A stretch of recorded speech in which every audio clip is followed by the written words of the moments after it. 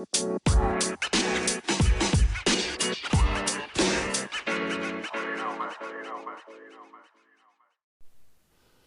guys. Welcome to another episode of Introverted Conversations. I am your host, Carmen Renee, and let's dive right in. So, you saw the topic, what it means to be authentically awakened. Do you have any idea what that means? Now, I'm not talking about being woke or following the latest trend. We're really going beyond that. So grab a cup of tea or whatever it is that you sipping on. No judgment here. And let's get into it.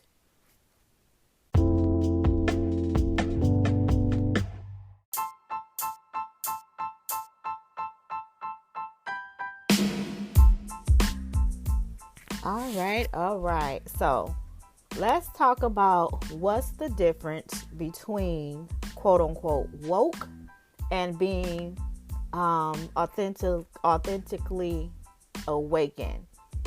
And so this is a subject that you hear often. The term always gets thrown around like confetti.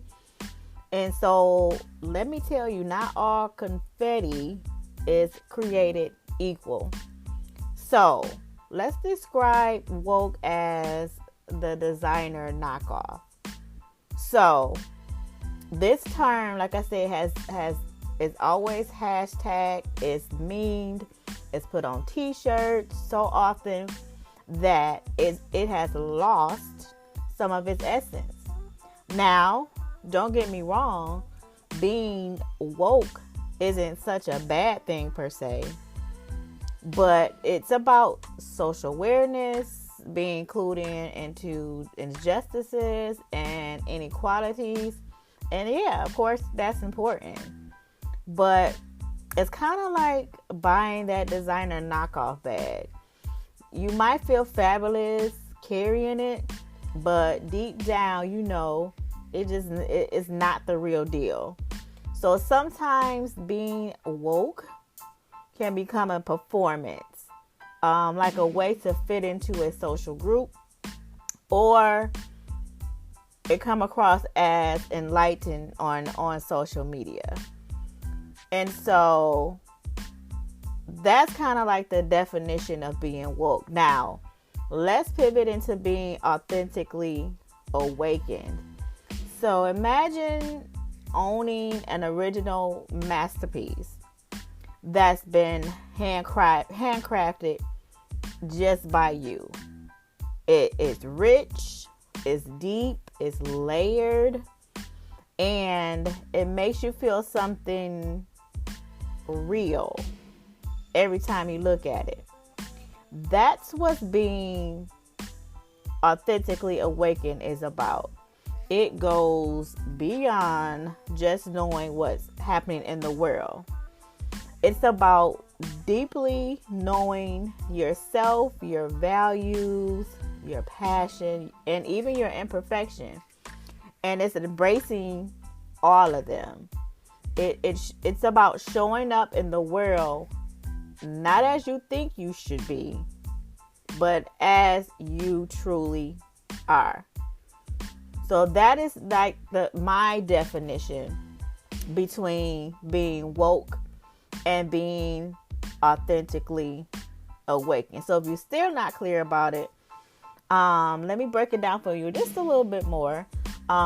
Being woke often means you're reacting to the world around you, which is good, but it can be surface level. Being authentically awakened means you're responding not just to the world, but to your inner world, however that looks like for you. I hope that makes sense. Now, can you be quote unquote woke and authentically awakened at the same time? Sure. But let's not confuse the two. Being woke can be a step on the journey, toward becoming authentically awakened, but they're not equal. They don't have the same destinations. Make sense? So an actionable step that you can take to identify if you're woke or authentically awakened is just grab a journal or a piece of paper and jot down what makes you feel like truly alive and what you stand for and where you can show up more authentically in your life. It's like giving yourself a roadmap or a blueprint to your own masterpiece. Make sense? So let's move on to the next topic of discussion in this episode, and that is recognizing your authentic self. How do you identify or recognize who you really are? Now, I know that's a good question for some, and just speaking about this topic can give you like an aha moment when you realize that your essence, your humor, your love, your spirit, and your superpower, that in my opinion is how you recognize your authentic self. So you know how there can be like this electric sensation that trickles down like your spine, like you get a feeling in the bottom of your stomach, and it's like, what's that kind of feeling? That's another way you can recognize that you're operating in your authentic self or in your higher self. And that's kind of a deeper topic, but it's kind of like a frequency you get. And operating in your authentic self, I can tell you it feels like freedom. From my personal experience, it's recognizing yourself and granting yourself like a VIP pass to just have freedom. It's no need to put on airs. It's no need to contort yourself into societal modes. It's just pure. It is the unfiltered you. So being authentic can be liberating at the least, which is beautiful. But it's like, wearing your favorite pair of jeans that you can finally fit. And so what you can kind of do is to identify how you can recognize that you're operating in your authentic self is just make a list about the things that make you. Your quirks, your love, your pet peeves, write them all down. All that is part of your DNA, whether you like them or not. And in my opinion, you should like who you are 100%. Now, if you want to change some things, some aesthetics, sure, go ahead and do that. But who you are at the core is who you are. And accepting that will, in my opinion, be liberating. And then so write down that stuff. And once you revisit that list ever so often, and like I said, you need to tweak it, do that. But it is a tool that helps you remind you of who you are so that you don't get off track with everything else you see on social media and out in the world that tells you need to be someone or something else who you're really not.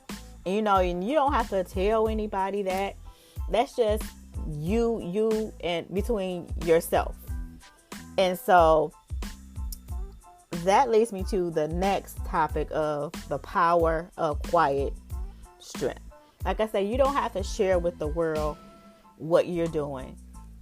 when you show up operating in who you are, nothing needs to be said. People will recognize that because it's pure, and you're not operating, like I say, based on what somebody else told you should be. And so the power of quiet strength, like, who said you had to be loud to be heard? Now, if anybody know me, like really know me, I am very reserved. I am very quiet. I have a quiet demeanor. But when I say something, at least what I've been told, is very influential. And so, I've always wanted to be this loud, boisterous, I don't want to say creative, but just very bold person. But you know what? That's not my personality. And that's okay. Like I said, there is so much power in quiet strength. So let's debunk that myth right now, that you have to be this loud and boisterous person to have influence or impact or have people to listen to what you got to say. That is not true at all. And so, like I said, when we met, when we're in a position or in a space, there's just some people who can command the room, and you can still do that by not being the loudest in the room, but by emitting a certain energy. That's quiet strength. It's the confidence to stand in your truth, even if you're not screaming it from the rooftop.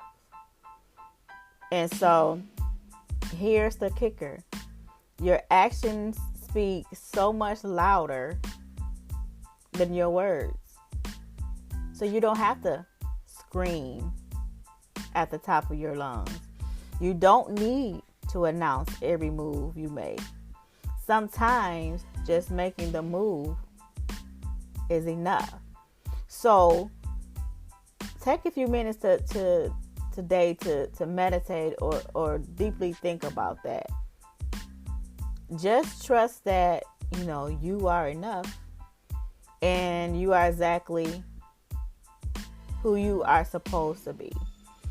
That is the power of being awakened in your authenticity versus being woke. And so the last thing I want to talk about is the key to sustaining your awakening. Let's talk about self-maintenance. Being authentically awakened is not a one-time gig, right?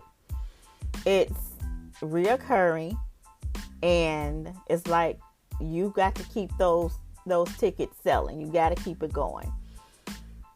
It's a journey, not just a destination. And yeah, while that sounds cliche, but it is true. Being authentically awakened is a continual process. You have got to check in on yourself. And like I say, if you need to make adjustments, if you want to challenge yourself in certain different areas, absolutely do that. There's nothing wrong sometimes with that. And like I said, sometimes you have to shift, sometimes you have to reroute, but it's your life. You're creating that. You're the producer of your life. Understand? So, it doesn't have to be a chore. I know sometimes it feels like that, but again, there is something that you must do every day in order to live the life that you so desire. So, how you can do that is you can create like a quote unquote self-care toolbox, and in that you just put in things in there that resonate with you. That can be affirmation cards, a playlist of your favorite uplifting songs. It is whatever you need to have a little maintenance on your awakening journey. All right. So that is all what I have for today in this segment. I hope you're feeling inspired, invigorated, and just, take the world off your shoulders and move in your authenticity. Keep living boldly and authentically, because trust me, that's where the magic happens. Until next time, I'll talk to you guys later.